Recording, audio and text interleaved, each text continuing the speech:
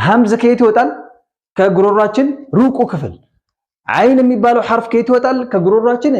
የመካከለኛው ክፍል ነው የሚወጣው ሙምታዝ ለያችሁ አይደል ሁለቱ ሐርፎች መخرجاቸው ወይ መውጫ ቦታቸው የት እንደሆነ በጣም ጥሩ መጀመሪያ እንግዲህ መخرجu የት ነው የሚወጣበት ቦታው የት ነው የሚለውን ከለየን በኋላ ሐርፉን እንዴት አድርገን እናውጣው በምን መልኩ እንለማመደው በትክክል ይሄንን ሐርፍ ለማውጣት እንዴት አድርጌ ራሴ ላለማምድ የሚለው ነገር እንመለከታለን ማለት ነው አንድ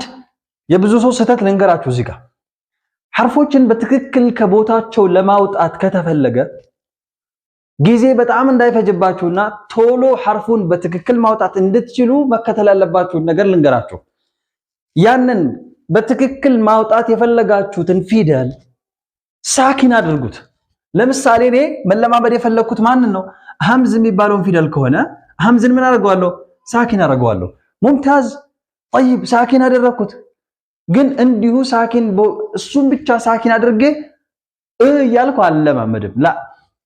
ምክንያቱም በአረብኛ ቋንቋ ህግ መሰረት ምን በሱኩን አይጀመርም ስለዚህ ምንድነው የምናደርገው ከዚህ ሐምዝን ሳኪን ካደረኳት በኋላ ከሷ አስቀድሜ ሌላ አንድ ፊደል አመጣና ያንን ፊደል ደግሞ